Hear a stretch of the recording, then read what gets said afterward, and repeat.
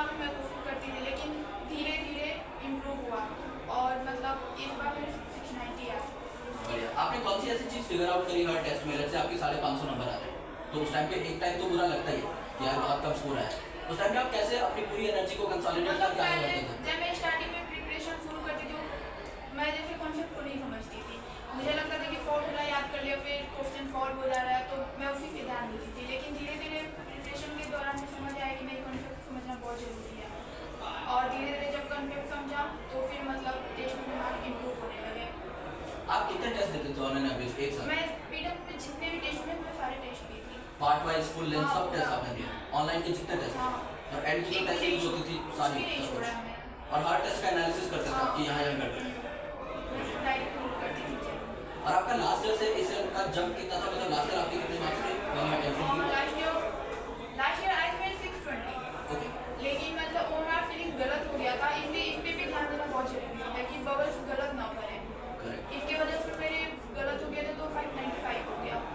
Okay. फिर ऐसा नहीं हुआ, फिर मैंने एक बार दिया तो मेरे 690 आया।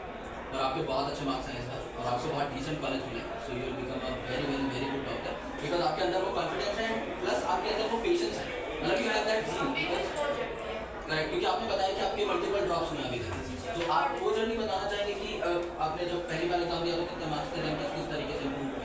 पहली बार एग्जाम दी तो मेरे 525 थे।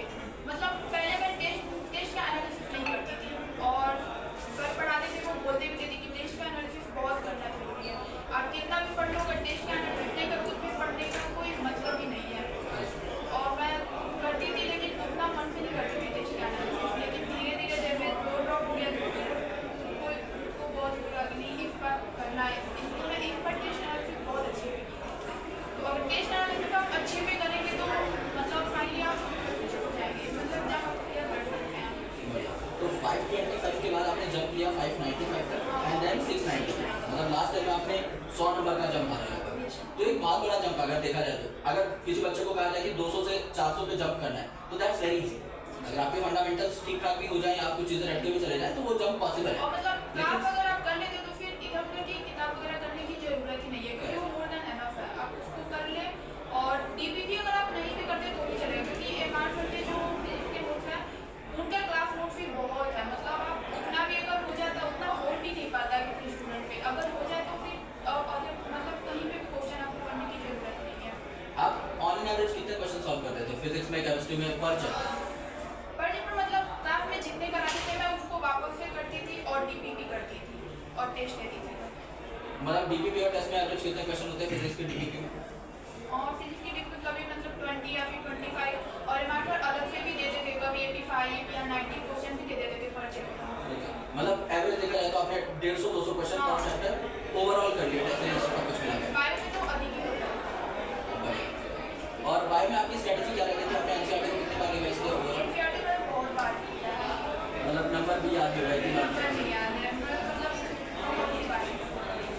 मतलब ऐसा था कि कोई भी लाइन आपको आधी अधूरी दे दी जाए तो आप उसको पूरा कर सकते हो, उस लेवल पे एनसीईआरटी हो गई थी। पहले मैं नहीं पढ़ पाती थी, लेकिन इस बार मैंने बहुत ही पढ़ा है।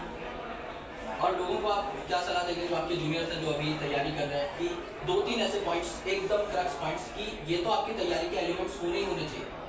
मतलब ये कि सबसे पहले तो आपको पेशेंस रखना है और टेस्ट का एनालिसिस आपको जरूर करना है, इस तब आपके टेस्ट के मार्क्स इम्प्रूव होते रहेंगे।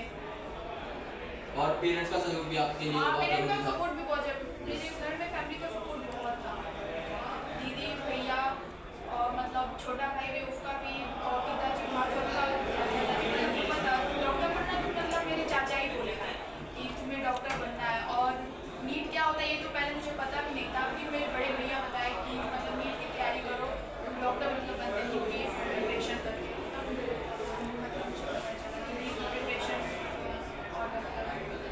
तो अभी आप खुश हैं आपको जो कॉलेज मिला बहुत है? ही खुश है। और अभी आप एक्साइटेड हैं एमबीबीएस जर्नी पे जाने के लिए? जी sure. Great, so best of luck for your journey, और बहुत अच्छा लगा कि आप पीडब्ल्यू के प्लेटफॉर्म पे आए और आपने अपनी जर्नी लोगों के साथ शेयर की। Thank you and congratulation. 690 marks out of 720 marks in NEET 2024। तो इनसे कुछ बात करेंगे और इनसे जानने की कोशिश करेंगे कि इनकी जर्नी जो है अपने मेडिकल कॉलेज तक वो कैसी रही। तो फर्स्टली वेलकम टू पीडब्ल्यू। और आप बताइए मतलब कि स्टूडेंट्स को एकदम रॉ जर्नी आराम से कि आपको क्या लगता है कि एक सिलेक्शन के लिए क्या क्या चीज़ें इंपॉर्टेंट होती हैं, बच्चों को क्या क्या गलतियाँ नहीं करनी चाहिए, ये कौन कौन सी चीज़ें हैं जिनका बहुत अच्छे तरीके से ध्यान रखना चाहिए from the first day of their preparation. शिक्षण के लिए सबसे तो जरूरी है कि पेशेंस रखना पड़ेगा। मतलब टेस्ट में मार्क्स अगर आपके कम आते हैं तो फिर भी आपको पेशेंस रखना है और आगे प्रिपरेशन अपनी जारी रखनी है, बीच में छोड़ना नहीं है। मतलब इसमें मेहनत इसमें लगातार करना है, बीच में अगर आप एक दिन भी छोड़ते हैं तो फिर आपका बैकलॉग वगैरह हो जाता है। इसीलिए कि कंसिस्टेंसी मेंटेन करके आपको लगातार पढ़ाई करते रहना है, बीच में एक भी बार छोड़ना नहीं है।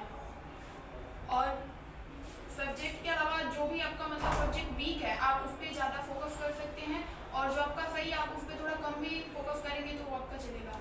जिसमें मार्क्स कम आ रहे हैं आप उस पर ध्यान दे सकते हैं।